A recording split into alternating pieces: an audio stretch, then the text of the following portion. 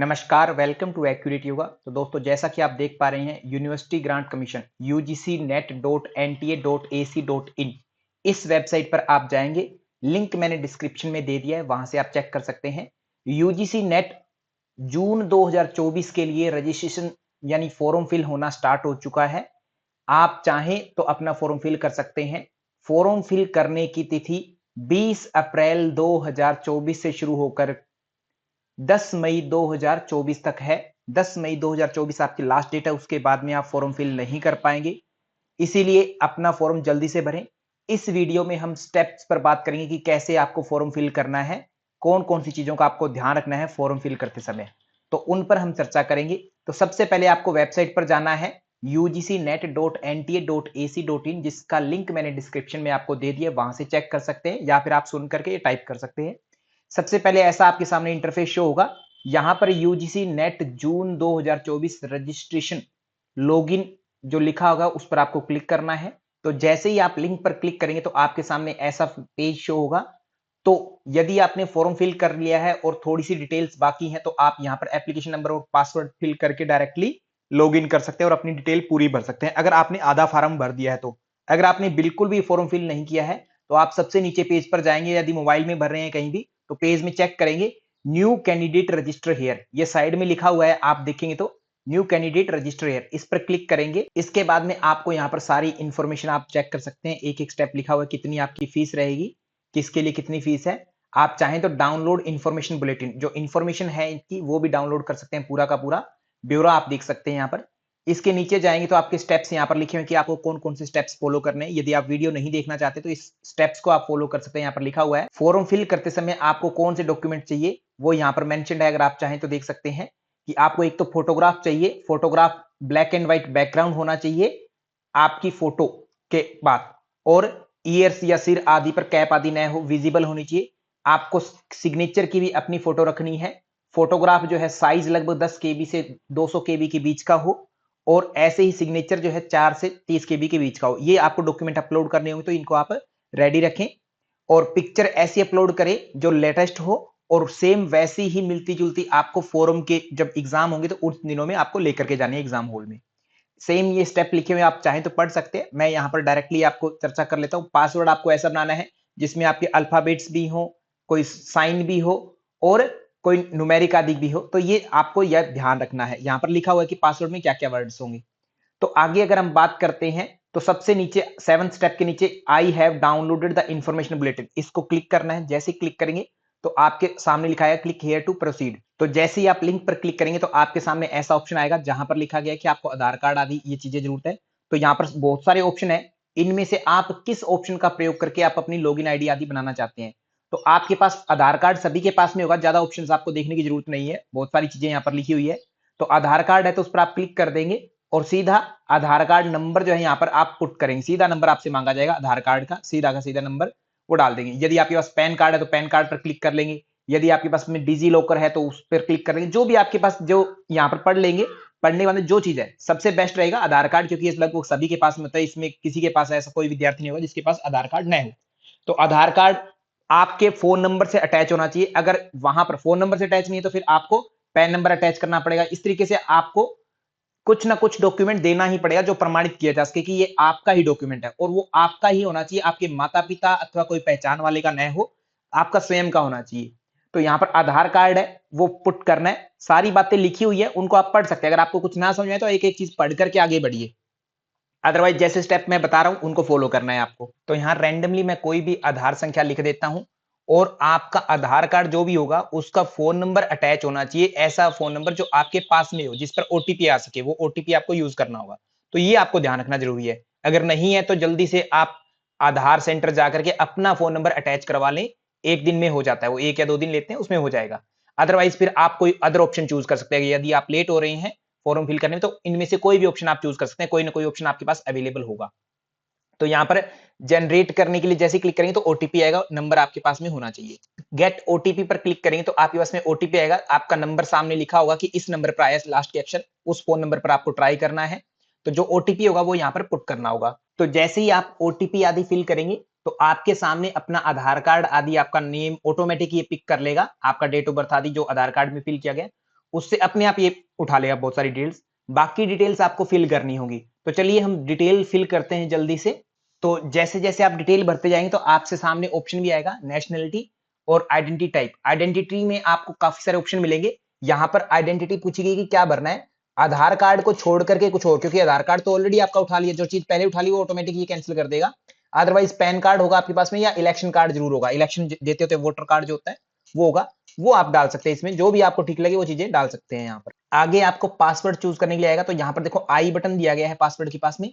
जैसे इस आई पर जाएंगे आपको तो ऑप्शन देगा ये कि आपका पासवर्ड कैसा होना चाहिए, कि इसमें आपके जो है एक तो बड़े अक्षर होने चाहिए एबीसीडी में, छोटे अक्षर भी होने चाहिए, नंबर्स में होने चाहिए कोई, और कुछ स्पेशल कैरेक्टर बोले तो एट द रेट या साइन वगैरह कुछ होना चाहिए। जैसे आप नॉर्मली अपना ईमेल जो पासवर्ड है वो क्या बना सकते हैं, आपका नाम और फिर एट द रेट 123, या फिर अपना डेट ऑफ बर्थ लिख सकते हैं, कुछ भी। ये सबसे इजी है कि आपका नाम जो है, जैसे किसी का नाम सुमन है तो एस कैपिटल UMAN स्मॉल हो जाएगा, एट द रेट, और आगे जो है आपका डेट ऑफ बर्थ, जैसे मान लीजिए 1 जनवरी है, 1 जनवरी 1/1/2001, या जो भी आपको डेट ऑफ बर्थ डालना है वो डाल सकते हैं, या कोई और डालना है। तो इसमें आपके बड़े अक्षर भी आ गए, छोटे भी आ गए, साइन भी आ गया, और आपका न्यूमेरिक भी आ गया, सब आ जाता है। सबसे सिंपल और हमेशा याद रहता है। तो कम ज्यादा कॉम्प्लेक्स पासवर्ड बनाने की कोशिश मत करना, सिंपल पासवर्ड आप बना सकते हैं।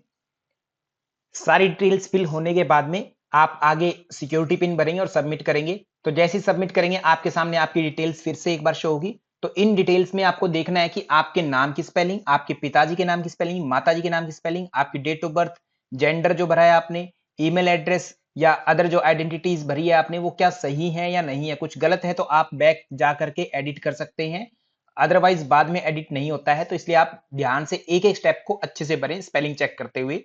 तो जब सारी जानकारी आपकी चेक हो जाए तो नीचे आपको कहा जाएगा कि इनको चेक कीजिए कि क्या आपने कैंडिडेट नेम चेक कर लिया, फादर नेम चेक कर लिया, mother name, gender, date of birth, mobile number, email address, और ये एड्रेस आपका परमानेंट जो एड्रेस है क्या ठीक हो गया। हाँ जी ठीक है, एग्री करते हैं आप, सब कुछ आप जिम्मेदार हैं, तो आप सबमिट कर सकते हैं और ओटीपी क्रिएट होगा आपके ईमेल एड्रेस पर और फोन पर। अदरवाइज आप एडिट कर सकते हैं यदि आपको कोई गलती लगती है तो। सबमिट करेंगे हम तो एक बार पूछेगा, तो यहां पर लिखा है कि आपने रजिस्ट्रेशन कर दिया है, आपके ईमेल पर ओटीपी जा चुका है। पहले ईमेल पर ओटीपी जाएगा, तो ईमेल एड्रेस जो भरा है वो आपके पास होना चाहिए, आपका ईमेल होना चाहिए। ध्यान रखिए कभी कभी आप फॉर्म जो है किसी और से भरवाते हैं तो वो कुछ भी ईमेल एड्रेस डाल देते हैं, या कोई कैफे वाला भर रहा है आपका तो वो कोई अपनी मर्जी से डाल दे। तो ऐसा कुछ भी मत डालें, ऐसा ईमेल एड्रेस जिसका पासवर्ड आपके पास हो। नॉर्मली सभी के पास में एंड्रॉइड फोन होता है तो सबके पास में आज की डेट में ईमेल एड्रेस है, तो ऐसा ईमेल एड्रेस दे जो आपके पास अपना हो, किसी पहचान वाले का भी नहीं दे, अपना ही होना चाहिए। ईमेल एड्रेस जो आएगा हो सकता है आपको आपके इनबॉक्स में ना मिले, हो सकता है वो आपके साइड में कोई और फोल्डर बना होता है अपडेट्स या प्रमोशन, या फिर कहीं और जा सकता है मे बी।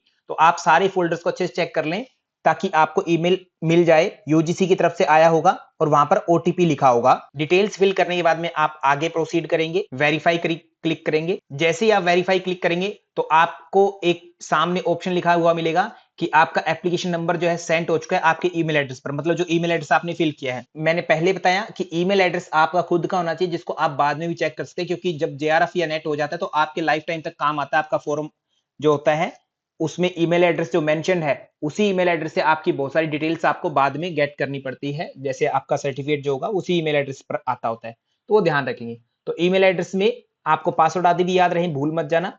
तो यहां पर अगर आपको रिसीव हुआ तो उसमें चेक करें, अगर आपको बाय चांस इनबॉक्स में नहीं आए तो आप अपना स्पैम या जंक फोल्डर या अदर फोल्डर्स को जरूर चेक करें ताकि वहां मिल जाए।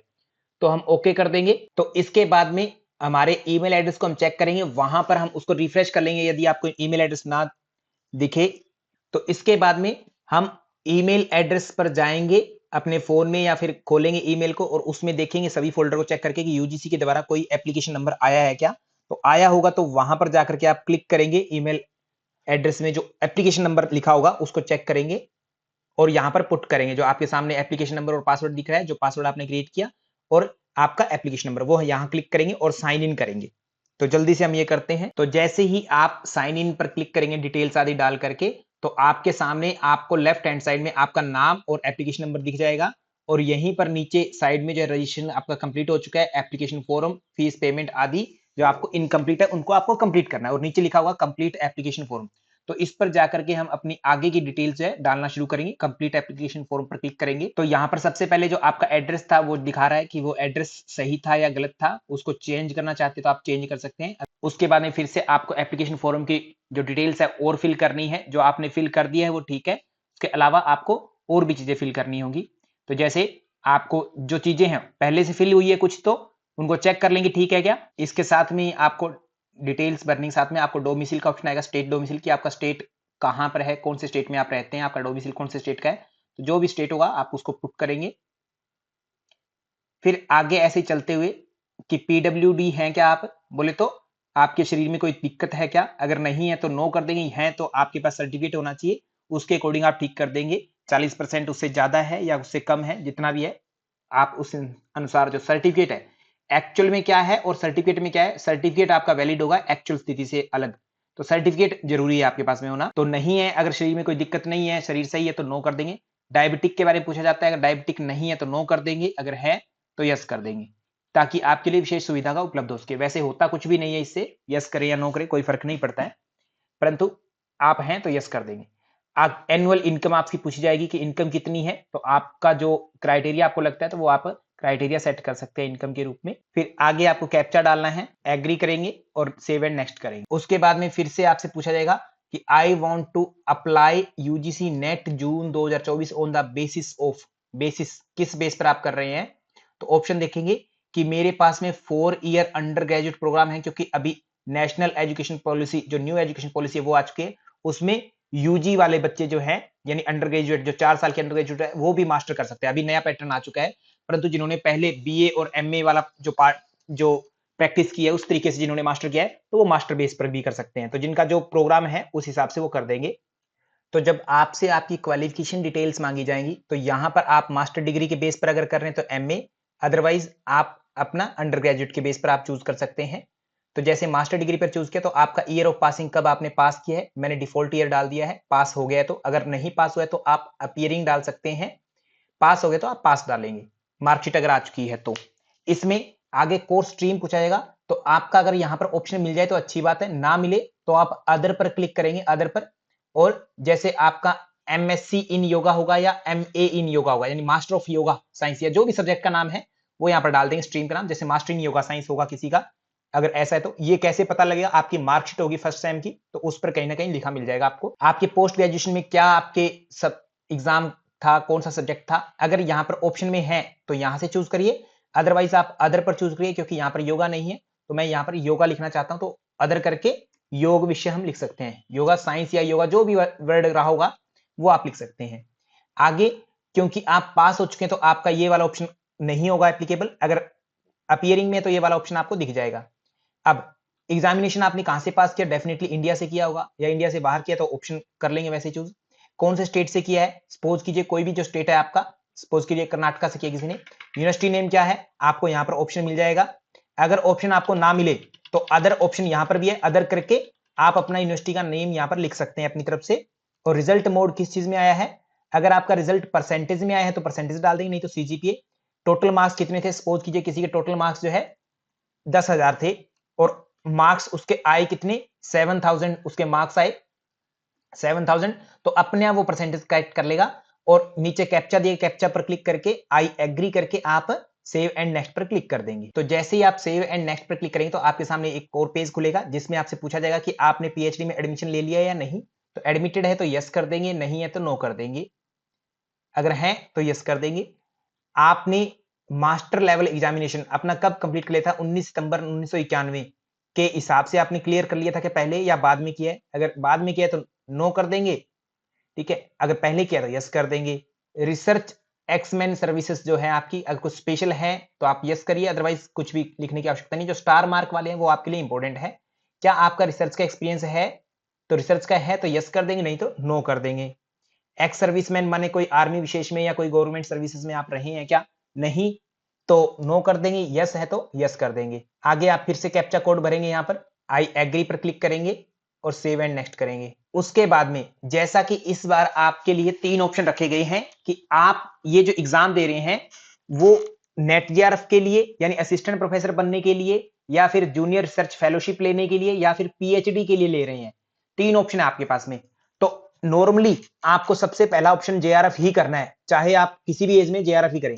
अगर जेआरएफ फिल करने का ऑप्शन नहीं आ रहा आपके पास, क्योंकि एज ज्यादा हुई तो किसी से जेआरएफ नहीं होगा फिल, ठीक है। जैसे यहां पर इस विद्यार्थी की मैंने एज ज्यादा डाल दी, 35 ईयर के आसपास कर दी, ठीक है। तो इसके पास ऑप्शन ही नहीं है, ठीक है, तो ये इस पर क्लिक नहीं कर पाएगा। पीएचडी पर वो क्लिक कर सकता है, ठीक है। पीएचडी पर क्लिक होना, असिस्टेंट प्रोफेसर ऑटोमेटिक क्लिक हो जाएगा, ठीक है। या आप असिस्टेंट प्रोफेसर ओनली पर क्लिक करते हैं तो भी पीएचडी ऑटोमेटिक सिलेक्ट हो जाएगा। तो पहला ऑप्शन आपको ट्राई करने है जेआरएफ पर क्लिक करने का। तो जेआरएफ का मतलब है ये सारी चीजें अपने आप इनबिल्ट हो जाएंगी। तो यहां पर जेआरएफ का ऑप्शन नहीं आ रहा है, यू आर नॉट एलिजिबल, ऊपर लिखा आ रहा है you are not eligible for this category, please check information bulletin for further detail. आप इन्फॉर्मेशन बुलेटिन देखेंगे तो वहां पर आपको समझ में आ जाएगा कि ये रीजन क्या है, क्योंकि एज ज्यादा है बच्चे की तो एप्लीकेबल नहीं है जेआरएफ के लिए। तो यहां पर इसके पास दो ही ऑप्शन है, तो असिस्टेंट प्रोफेसर जैसे क्लिक करेंगे तो पीएचडी अपने आप आ जाएगा कि आपका पीएचडी में भी एंट्रेंस हो सकता है अगर अच्छे मार्क्स आए, और आप असिस्टेंट प्रोफेसर बनने के भी योग्य होंगे। जरूरी नहीं है कि आपको नौकरी मिल ही जाएगी, योग्यता सिद्ध करता है ये, केवल एलिजिबिलिटी एग्जाम है, नेशनल एलिजिबिलिटी एग्जाम एनईटी। ये आगे इसमें आपको सब्जेक्ट नेट में कौन सा होना है। अब आपका देखो सब्जेक्ट कुछ भी रहा हो, किसी का योगिक साइंस होगा, किसी का ओनली योगा होगा, किसी का एमएससी इन योगा होगा, किसी का एमए इन योगा होगा, किसी का योगा एंड साइकोलॉजी होगा, जो भी सब्जेक्ट होगा। बट जो योगा वाले बच्चे वो एग्जाम एनटी के हिसाब से एक योगा का ही दे सकते हैं, देंगे। तो इसमें अब आपको इसी में से सब्जेक्ट चूज करना पड़ेगा। 100 कोड है हमारा, तो 100 कोड वाला सब्जेक्ट चूज करना है योगा। यहां पर यह ध्यान रखना, अगर आपने कुछ गलती से कुछ और चूज कर लिया, कोई भी सब्जेक्ट और चूज कर लिया, तो आपका एग्जाम योग का नहीं होगा, फिर कोई और ही पेपर आएगा। बहुत सारे बच्चे यहां पर गड़बड़ कर देते हैं, ठीक है। जैसे योगा है, यहां पर एक 73 कोड में भी योगा वर्ड आता है, सांख्य योगा करके, ठीक है। और एक आपको अपना 100 कोड भी है, आपको 100 कोड वाला चूज करना है, ये ध्यान रखना। यहां पर लैंग्वेज नहीं पूछी जा रही है। बहुत सारे लोग बच्चे क्या कर देंगे, हिंदी कर देंगे कि जी मुझे हिंदी में एग्जाम देना था इसलिए मैंने हिंदी कर दिया। तो ऐसा बिल्कुल मत करना। सब्जेक्ट ऑप्टेड नेट, कि नेट एग्जाम देने के लिए आपका सब्जेक्ट कौन सा है, योगा। 100 कोड लिखा आएगा, ये ध्यान रखिएगा यहां पर। अब आगे पूछते हैं मीडियम आपका कौन सा रहेगा, हिंदी या इंग्लिश। तो आपका जो मन करता है, जो आपको लगता है कि मेरा इंग्लिश मीडियम में बेटर मानता तो इंग्लिश कीजिए, अदरवाइज हिंदी, अगर आपको हिंदी अच्छी जाती है। तो जैसे विद्यार्थी को हिंदी आती है तो हिंदी पर क्लिक कर देंगे। इसके बाद में आपके सेंटर पूछे गए हैं कि एग्जाम के स्टेट आपको कौन सा चूज करना है। तो जैसे इस विद्यार्थी ने अपना स्टेट जो है, डोमिसाइल जो है हरियाणा का है, तो इस कारण से इसको 4 ये ऑप्शन नजदीकी दिख रहे हैं और ऑप्शन नहीं दिख रहे हैं। तो आप जो भी स्टेट चूज करना चाहिए वो चूज कर सकते हैं। यहाँ पर चारों ऑप्शन आप फिल कर देंगे अच्छे से, और पहला ऑप्शन वो फिल करिएगा जिसमें आप चाहते हैं। सबसे पहले 4 लोकेशन भरने के बाद में आपको लोकेशन ध्यान रखने, वही एग्जाम सिटी भरें जो आप चूज करना चाहते हैं, जहां पर एग्जाम देने के लिए आप एलिजिबल, आप सोच रहे हैं कि मैं वहां पहुंच जाऊंगा। चारों में से कुछ भी आ सकता है, इसके अलावा भी कुछ भी आ सकता है। बाकी पूरी कोशिश करती है एनटीए कि पहला ऑप्शन देने के लिए, फिर भी कुछ भी हो सकता है। तो फादर और गार्जियन जो एजुकेशन है उनकी कितनी है, इसके बाद में आपको आपके फादर से रिलेटेड एजुकेशन मांगी जाएगी। एजुकेशन ऑप्शन में है तो ठीक है, अदरवाइज अदर्स कर सकते हैं आप। और मदर्स में भी अगर ऑक्यूपेशन मिल रहा है तो ठीक है, अदरवाइज अदर्स पर क्लिक करके आगे बढ़ेंगे। और अपना जो भी कैप्चा है वो यहाँ पर डाल करके सेव एंड नेक्स्ट कर देंगे। एग्री करना भी जरूरी है, एग्री करने के बाद में सेव एंड ऑप्शन का ऑप्शन जो है आप क्लिक कर पाएंगे। उसके बाद में आपसे फोटो मांगी जाएगी और सिग्नेचर मांगा जाएगा। फोटो अपलोड करते टाइम ये ध्यान रखें, जैसे मैंने जानबूझ करके पीएनजी फाइल अपलोड की तो यहाँ लिखा आ गया कि only files with extension are allowed JPG JPEG, यही फाइल अपलोड कर सकते, और अपलोड नहीं होगी। तो यहाँ पर आपको जेपीजी फाइल ही अपलोड करनी है, और उसका भी साइज यहाँ मेंशन है 10 केबी से 200 केबी के बीच में। इससे ऊपर या इससे ज्यादा छोटी हुई तो वो अपलोड नहीं होगी। सेम सिग्नेचर के लिए आप फोटो अपनी पहले तैयार कर लेंगे। जब आप अपनी फोटो और सिग्नेचर अपलोड कर देंगे, साइज मेंशन रखना। इसके बाद में सेव एंड नेक्स्ट करेंगे। तो जैसे ही आप सेव एंड नेक्स्ट करेंगे तो आपकी डिटेल्स आपके सामने शो होगी। इसको ऊपर से लेकर नीचे तक आप चेक कर लेंगे, और सबसे ऊपर आपको लिखा हुआ मिलेगा please verify your mobile number. Mobile number को वेरीफाई करना है। ईमेल एड्रेस हमारा शुरुआत में वेरीफाई हो गया जिस पर हमारा ओटीपी आया था। सेम जो मोबाइल नंबर हमने डाला है उस पर भी ओटीपी आएगा। तो जो मोबाइल नंबर है यहाँ पर आपको लिखा हुआ मिलेगा जो आपने फिल किया है, यहाँ पर चेंज नहीं कर सकते हैं आप, एडिट करके ही चेंज करना पड़ेगा। तो आप यहाँ पर मोबाइल नंबर वो डालें जो आपके पास रहने वाला है। ऐसा ना हो कि आपने ऐसा नंबर दे दिया जो हो सकता है आने वाले टाइम में आप कभी रिचार्ज नहीं करवाएंगे और वो बंद हो जाएगा, फिर आपको कल को दिक्कत होगी। तो आपके सामने इस प्रकार की डिटेल्स आपकी सारी सारी जो आपने फिल की थी वो लिखा हुआ आएगी। उस जानकारी को आप मैच कर लेंगे। अगर आपको आपकी दी हुई जानकारी में कहीं भी त्रुटि लगे तो आप बैक जाकर के एडिट कर सकते हैं, अन्यथा आप सबमिट पर क्लिक करें। और यहां पर आपको फिर से ऑप्शन मिलेंगे कि आपकी द्वारा जानकारी जो दी गई है वो सही है या नहीं है, आपने चेक कर ली क्या। तो आप अपने एक एक चीज पर क्लिक कर देंगे। फाइनल सबमिट कर देंगे। यहाँ लिखा आएगा your application form submitted successfully. इसके बाद में आपको अपनी फीस सबमिट करनी है, जो भी आपकी फीस होगी वो पे करनी है।